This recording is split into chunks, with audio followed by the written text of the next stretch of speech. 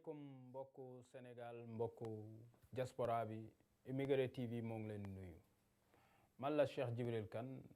di chroniqueur ci suñu télé bi di Immigré TV maa ngi leen di nuyoo fii ci Leverkusen ci suñu studio bi di nuyu sama mbokk yi ma àndal ci technique bi muy Babacar Ndoye di Seydina Ndoye ak xarit yi nekk fii yëpp ci Allemagne tey nag dañ leen di indil tey fii rek benn jàngat bu ndaw ci seen cadre émission maanaam chronique actualité waxtaanal leen li nga xam ni daf ñu frappé muy tiis boo xam ni dafa metti gën a rawatina nag fii ci diaspora bi muy suñu mbokk moomu suñu xarit suñu frère suñu compatriote bi nga xam ni mooy tudd Cheikh Niass. Cheikh Niass di doomu Sénégal bu doon dund France demoon Sénégal ci jamonoy màggal ñu gis ni liir ci journaux yi ak actualité bi ni ñu ci contrôle boo xam ne dañ ko doon laaj ay kayitam ak kayit gu mu yorul woon te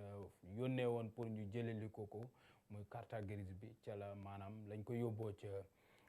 cellule ba def ko garde à vue ci biir garde à vue boobu daal diggante boobu ci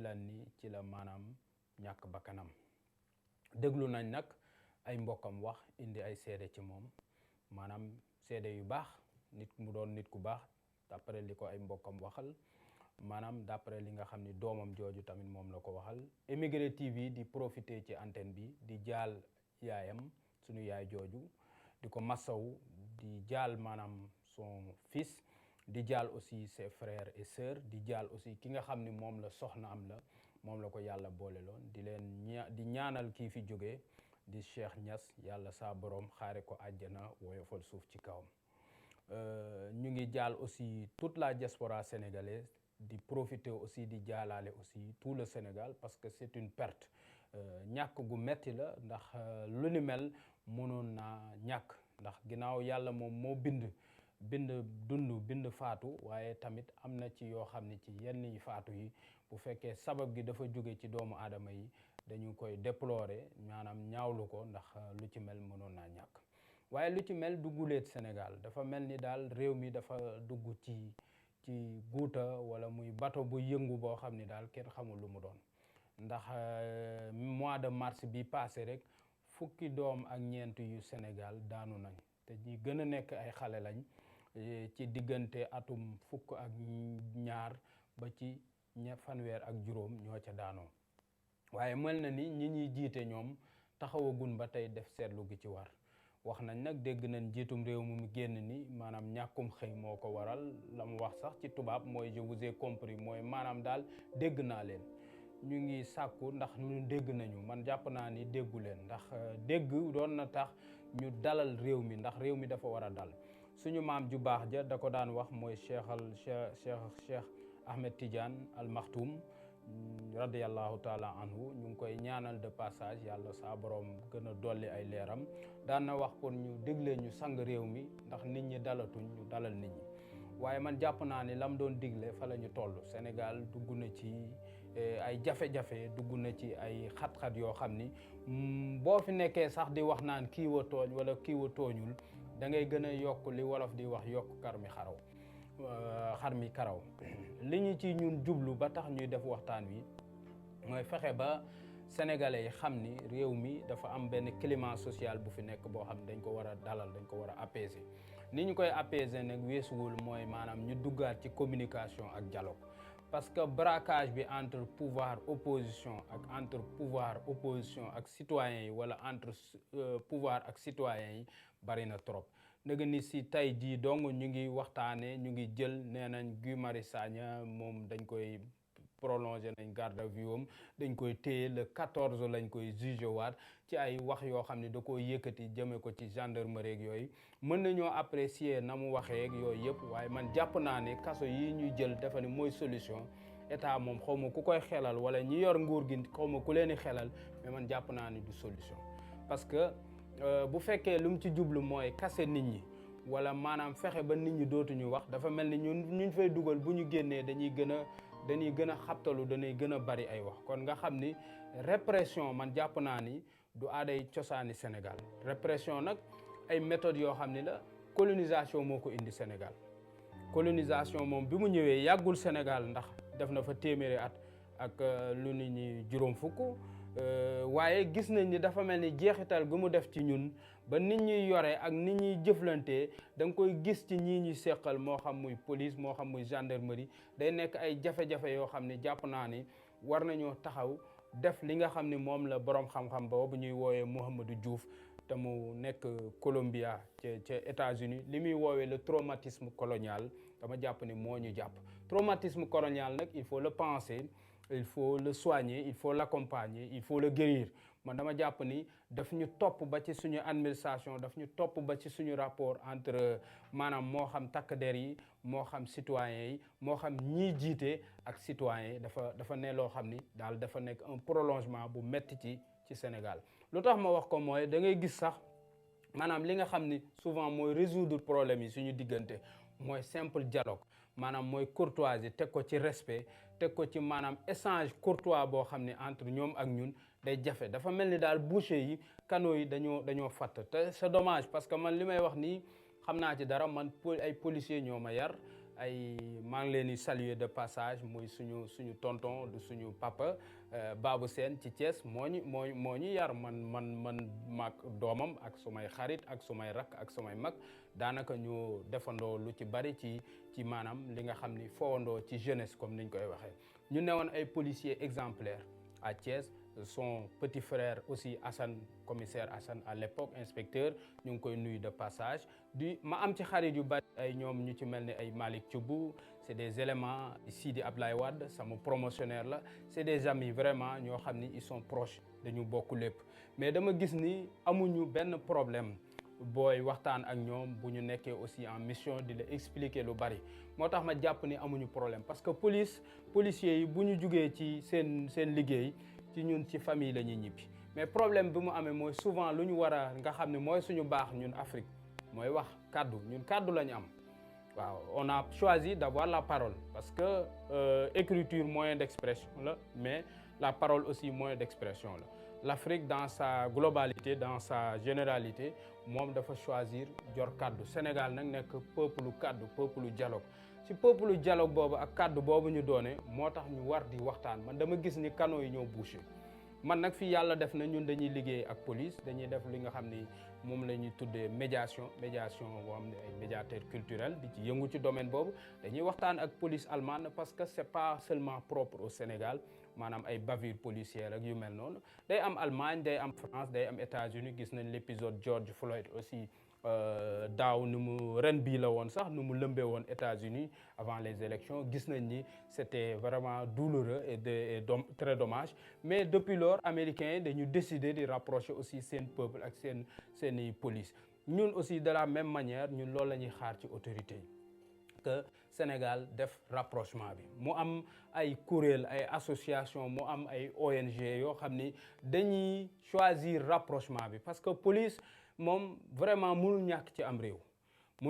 am réew da ngay gis ni lii nga xam ne mooy Suisse par exemple amul armée Suisse police lañ am te gisuñu fa yenn yi di fa passé wu mooy que ni ñoom ñu ngi liggéey ci côté boobu fii Allemagne fii tamit malgré son passé gis nañ ni aussi police bu lay contrôler wala buy wax ak yow avec respect ak considération la koy def donc man dama jàpp ni Sénégal foofu la ñu war a dem dugg ci waxtaan dugg ci communication ak ñoom fexe ba mu am ñoo xam ne ñooy nekk ci diggante bi di jouer ce rôle tampon là policiers yi xam ni citoyens yi ñoom lañ fi nekkal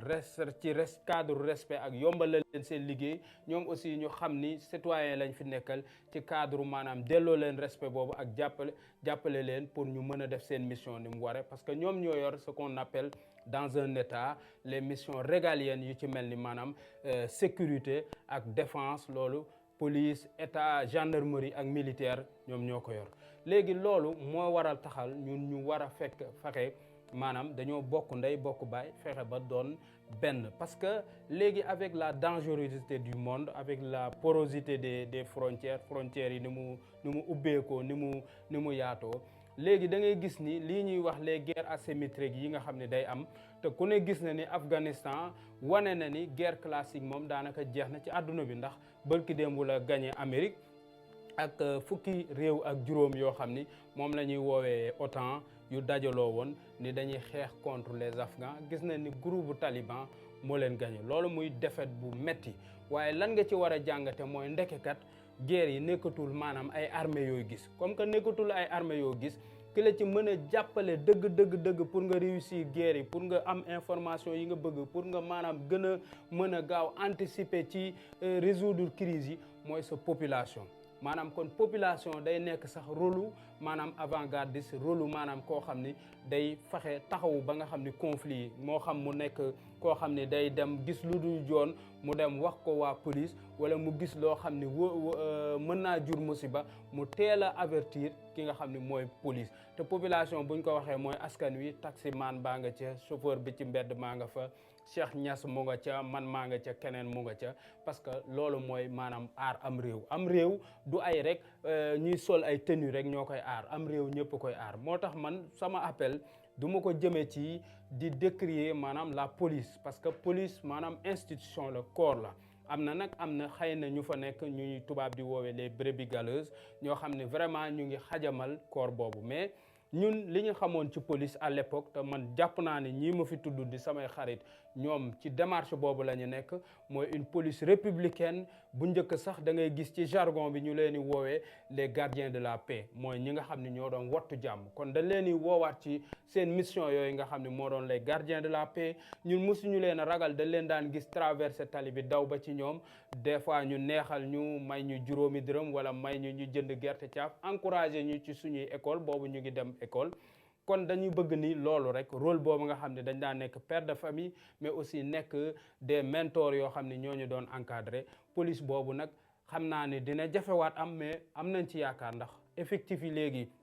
ak démographie sénégalaise bi changé xale yi ëpp ci réew mi bari police bi bari ay effectif bu gone mais moi je pense que ni ñoo bokk génération war nañ mën a waxtaan ñi arrêté par exemple Cheikh Niass ak Cheikh Niass ñoo bokk génération mënoon nañ trouver ay canaux de discussion yoo xam ni daanaka dinañ ko may mu jëli carte grise am ñëw présenté ko wala comme ñu def comme fii Allemagne ñu yóbbu la nga jël sa carte grise wan leen ko wala aussi nga yónnee yow ñoo en attendant ñoom ñu lay yóbbu ci contrôle bi yow nga yónnee ñu jox la sa carte grise ñu indi ko nga présenté ko wala ñu verbaliser la sax jël say kayit verbaliser la maanaam nga ñëw police aussi fay boo waree fay wala niñ koy lijjantee ñoom ñoo ma gën a xam seen liggéey du ma leen ko jàngal mais li ñuy wax rek parce que sañ nañ ko wax ñun ñëpp ay immigré lañ ay doomu Sénégal ñu ngi lim bi mu ngi ci entre 3 millions ak 4 millions yu dund ci àll bi yoo xam ne aussi ils sont appelés di dem Sénégal ak a ñëw et puis di jël seen koom lu mu ndaw ñu koy dugal Sénégal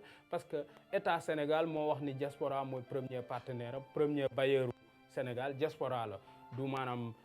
Banque mondiale du FMI mais ñun la mooy doomu Sénégal yi nekk ci biti réew ñoom ñooy cotiser à hauteur de 1500 milliards d'après les chiffres de la Banque mondiale ce qui fait maanaam 15% wu PIB Sénégal produit intérieur brut et puis 30% voire 25 à 30% du budget national bi nga xam ni mooy les 4000 milliards yi ñuy wax ni moom la kon Émigré TV ci diggante boobu lay nekk maanaam diggante proposer dox ci dialogue ak communication am man jàpp naan ni ñun Émigré TV loolu mooy résoudre problème bi bu ñu fexee ba police gendarmerie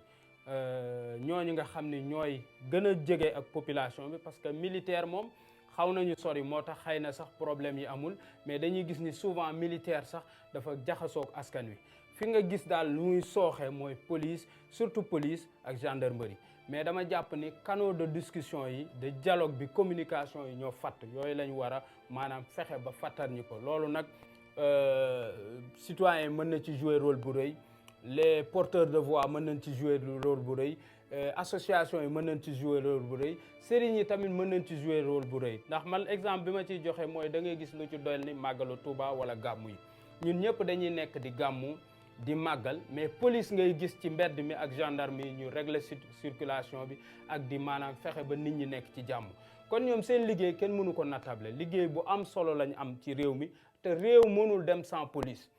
loolu moom ku nekk ko xam ci àdduna bi léegi li am mooy malaise am na crise profonde am na léegi li ñu war a def rek mooy fexe ba dialogue boobu am maanaam ñu fexe bay waxtaan parce que bëñ ak làmmeñ ñoo dëkk wa ñuy xuloo waaye dañuy àndaat tamit moo tax ñun duma sax jël métaphore la bëñ ak làmmeñ bi, mais damay wax ni maanaam ñoo dëkk ñoo bokk lépp te république bi moo ñu njaboote ñun ñëpp ay doomu république bi lañ. policier bi dafa choisir servir république yi maanaam mu sol tenue muy corps habillé, ñun ñu choisir servir république bi waaye soluñu tenue mais ñu ngi koy def ci suñuy anam muy enseignant bi di médecin bi di avocat bi di maanaam infirmier bi ñoom ñëpp même jaaykatu mango bi wala boutiquier bi sax ñun ñëpp dañuy dajale suñuy lempo bokk maanaam di servir li nga xam ni mooy république bi. te police dafa nekk institution bu am solo, corps bu am solo ci am réew mënul ñàkk police. moo tax nag Sénégal malgré crise bi, malgré difficulté yi, malgré métit gi, na police gën a def acte de responsabilité maanaam bu amatee mu communiquer dalal nit ñi. daa di demander bu fekkee day laaj ay excuse publique nga demander ko parce que loolu ordre de grandeur la, loolu du tuuti man pour man lu rëy la, au contraire day gën a rëyal Sénégal. mais boo taxawee rek nii braqué wu et puis policiers yi ñi ci bokk naan ñun la, ñi ci bokkul naan du ñun, mu nekk un problème alors que nag voilà ñoom souvent ils sont là à servir des ordres yoo xam ne day jóge ci politiciens yi. mais dañuy gis ni politiciens yi anañu daaw leen a dégg. xoolal ci émeutes yi fi amoon ci jamonoy Ablaye Wade sanctionné nañ fi ay policiers, am na ay policiers yu ci ñàkk seen bakkan, ana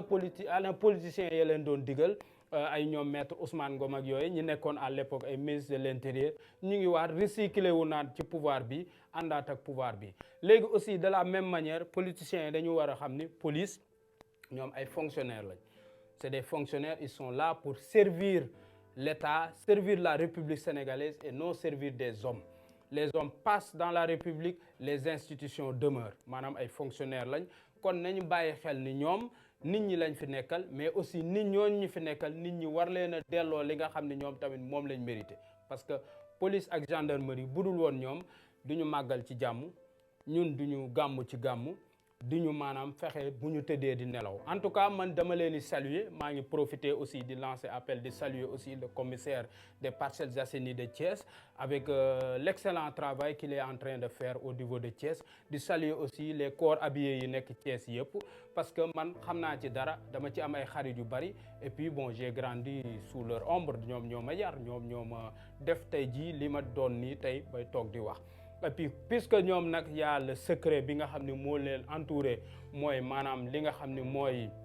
moom la ñuy woowee la grande muette, ñoom du ñu wax. ce silence là lourd bi nga xam ne man d'ailleurs je lance un appel à travers la télé pour que dans l'avenir ñu alléger loolu dindi ko. man pour moi ça devrait pas correspondre à la culture sénégalaise ni à la mentalité sénégalaise. man góoma notion boobu, man dama gëm ni police dafa war a am syndicat, dama gëm ni gendarmerie dafa war a am syndicat, dama gëm ni l'armée sénégalaise doit être syndiquée. Pourquoi? Parce que da nga koy gis aussi dans les autres pays, ñoom ñoo xam seeni problème, dañ leen a war a jox voix au chapitre, voix à la parole, ñoom ñuy exprimer wu. parce que liñ ciy ragal man gisuma ko ci. si on crée les canaux de discussion bi nga xam ni communication bi day am, jarul ñu leen di ragal. parce que moi je peux pas comprendre enseignants yi bu ñu amee seeni problème di ko ñaxtul seen bopp mooy à travers leur syndicat, médecins yi bu ñu amee problème di ko ñaxtul seen bopp à travers leur syndicat, même impôts et domaines inspecteurs yi yëpp di ñaxtu à travers leur syndicat. ñu ni dans le pays ñi nga xam ne ñoo yor fital,